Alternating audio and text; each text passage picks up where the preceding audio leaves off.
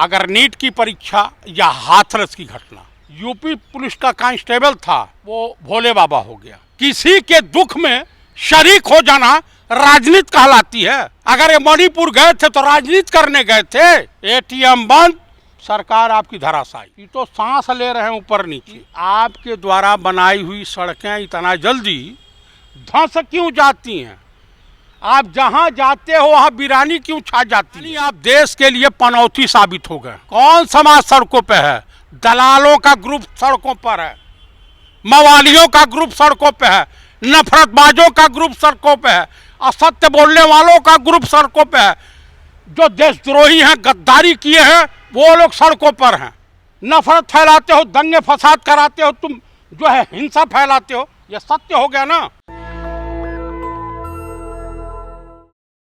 National Dastak आप देख रहे हैं, मैं हूं आपके साथ अबरारुल हक रहमानी। दर्शकों, इस समय विपक्ष अपनी आवाज़ उठा रहा है और सत्ता पक्ष को ये दिखाने की कोशिश कर रहा है कि विपक्ष अब आंकड़ों के साथ जो है पूरी तरीके से न्याय करने वाला। लेकिन सवाल ये कि राहुल गांधी का हाथरस जाना या नीट जैसी परीक्षाओं को लेकर के लगातार आवाज़ उठाना, क्या वाकई सत्ता पक्ष पर इसका असर पड़ने वाला? जयप्रकाश चतुर्वेदी जी हैं मेरे साथ, इनसे समझते हैं कि विपक्ष जो लगातार इस तरीके के मुद्दों को उठा रहा है, सरकार पर कितना असर डाल पाइएगा?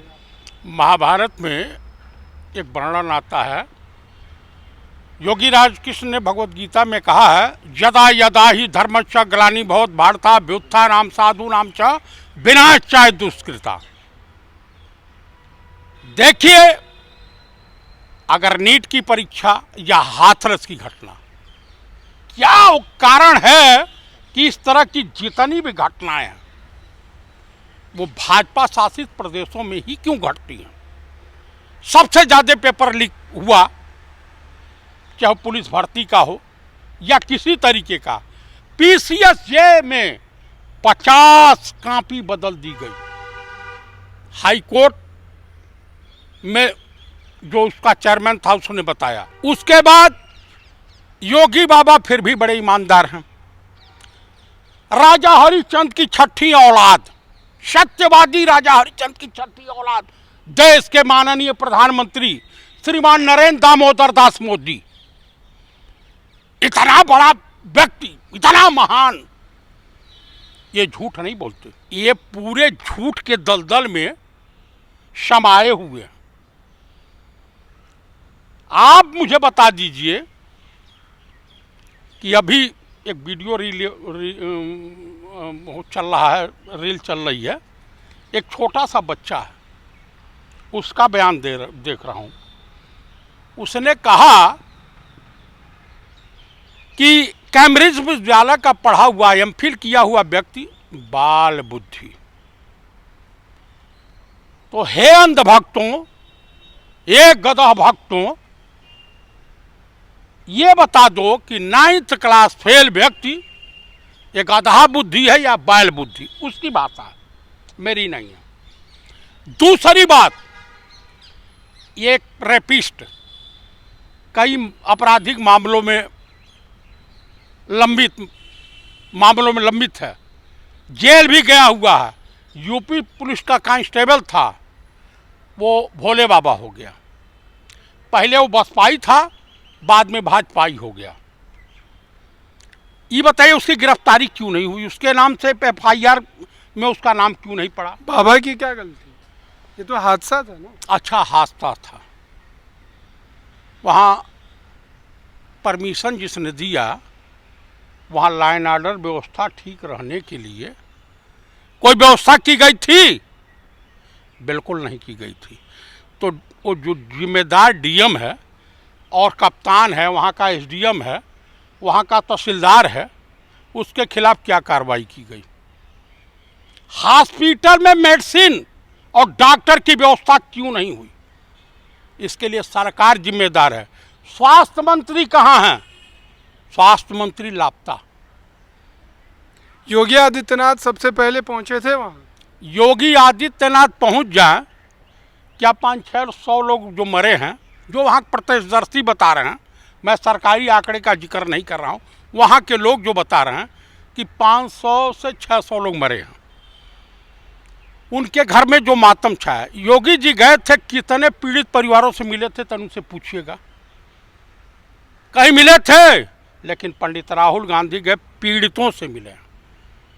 उनका दुख देख करके पंडित राहुल गांधी की आंखें भर आई। वहाँ के प्रत्यक्षदर्शी बता रहे हैं, तमाम मीडिया चैनलों पर चल रहा, गोदी मीडिया नहीं चलाएगा। भाजपा कह रही है राहुल गांधी जी राजनीतिक उल्लू सीधा करने गए हैं वहाँ।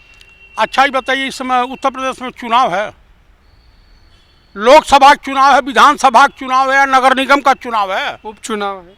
उपचुनाव है तो वहाँ हाथरस में चुनाव है?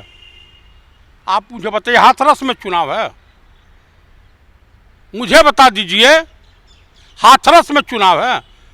भाजपा के लिए नहीं चुनाव है, कांग्रेस पार्टी उपचुनाव लड़ रही है। आप मुझे बता दीजिए, किसी के दुख में शरीक हो जाना राजनीति कहलाती है।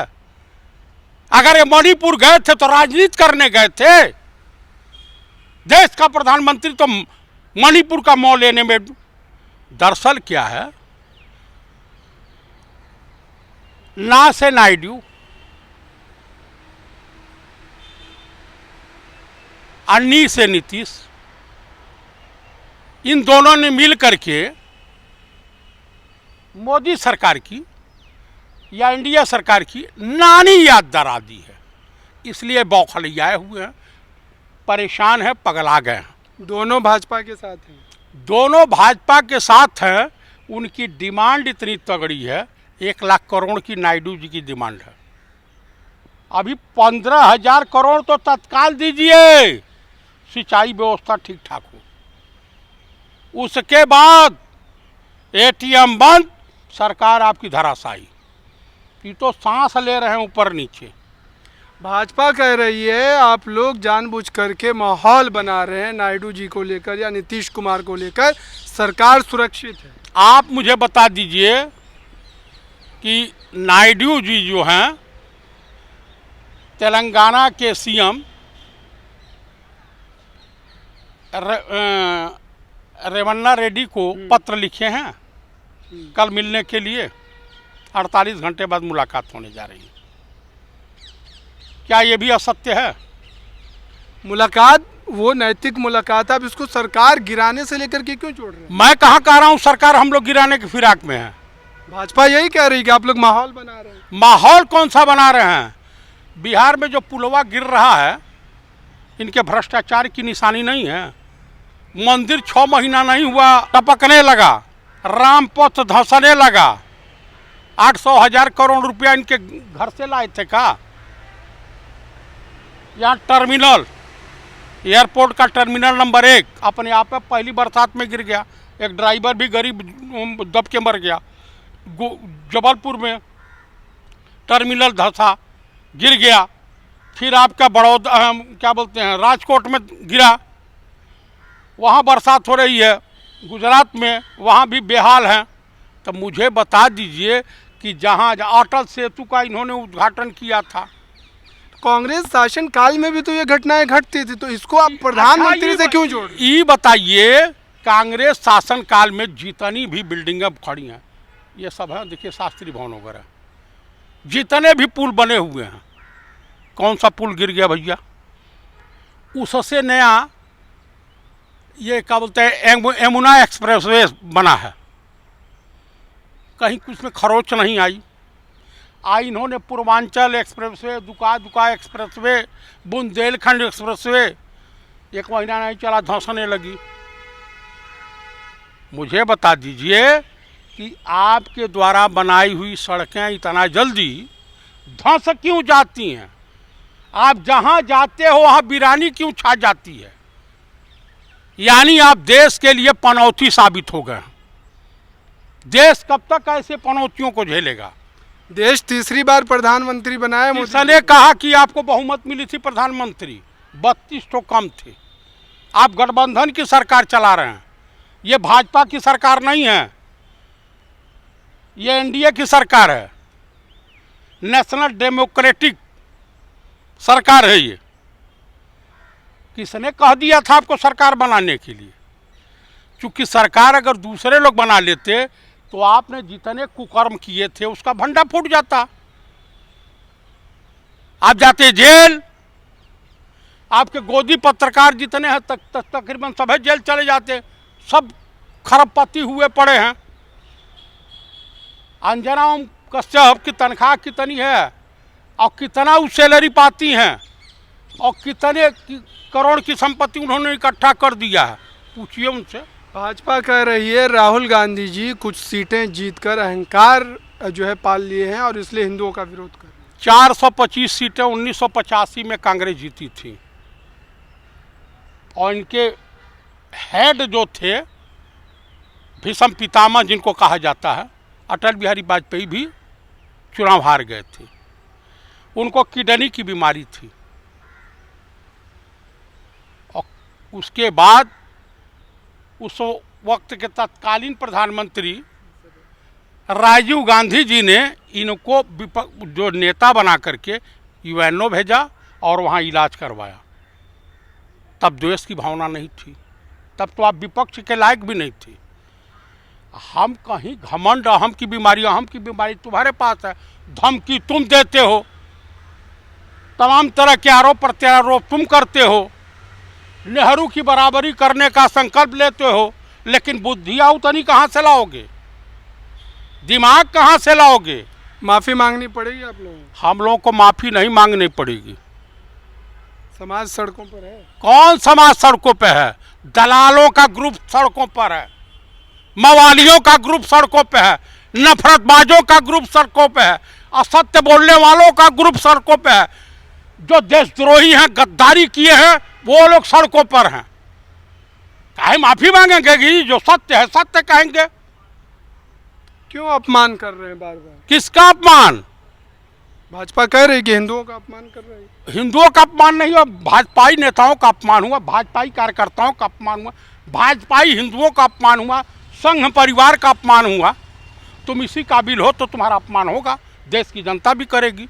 अभी कल इंडिया टीवी के चैनल वालों को जो इज्जत मिली है, चलें जहाँ पब्लिक के बीच जाना, पब्लिक को स्वागत करने के लिए तैयार है। जितना ढोंग तुम फैला रखे हो, जाओ पब्लिक के बीच पहुंचो ना, बिना सुरक्षा व्यवस्था के पब्लिक तुम्हारा स्वागत कर देगी। तुम्हारे विधायक पहुंच जा, तुम्हारे एमपी पहुंच जा, पहुंचे।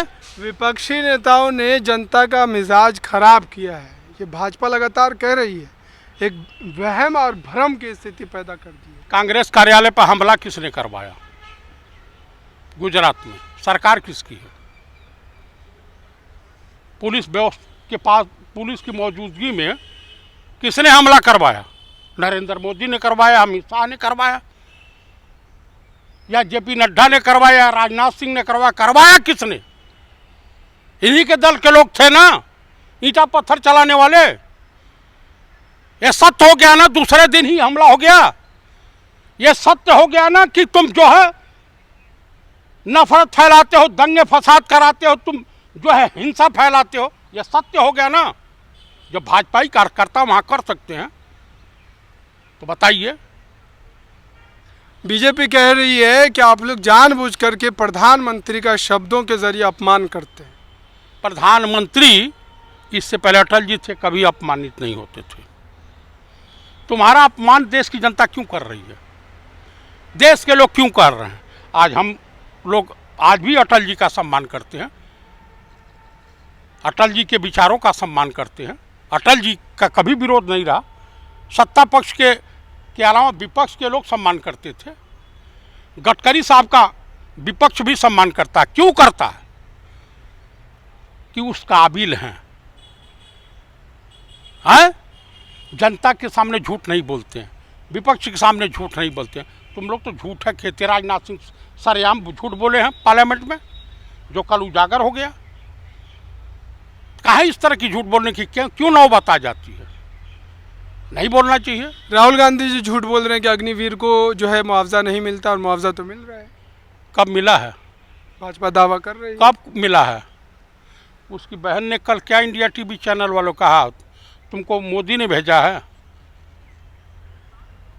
मोदी ने भेजा। तैनूम बेइज्जत हो क्या है? दोगला उगला सब बनाई है वहाँ की पब्लिक। अब क्या कहेंगे भैया? चलिए बहुत बहुत धन्यवाद। तो जो है तमाम बातों को रख रहे थे और जाहिर सी बात है कि इस समय वो तमाम ऐसे गंभीर मुद्दे, चाहे वो अग्निवीर जो है से जुड़े हुए मामले हो, नीट की परीक्षा हो, हाथरस की घटना हो, ये ऐसी बड़ी घटनाएं, बड़े घोटाले हैं जिसको लेकर के अब सत्ता पक्ष को जवाब देना पड़ेगा, क्योंकि अब विपक्ष मजबूत ढंग से अपनी जिम्मेदारी को निभा रहा है और हर जगह वो अपनी लड़ाई को लड़ रहा है। समाज के भीतर जागरूकता पैदा हो रही है, समाज जाग रहा है और समाज अब अपने अपने हितों की बात कर रहा है, अपने हिस्से के हक की बात कर रहा है, अधिकार की बात कर रहा है। आपको क्या लगता है कमेंट बॉक्स में ज़रूर बताइएगा। जुड़े रहें नेशनल दस्तक के साथ। मैं कैमरा पर्सन आशीष के साथ अबरारुल हक रहमान। नेशनल दस्तक की आपसे गुजारिश है कि अगर इसको बचाना चाहते हैं तो नेशनल दस्तक को सब्सक्राइब करने के लिए रेड कलर के सब्सक्राइब बटन को दबाएं, फिर बेल आइकन की घंटी दबाएं। नेशनल दस्तक को बचाने के लिए बहुत जरूरी है कि हर खबर को शेयर करें, लाइक करें, कमेंट जरूर करें।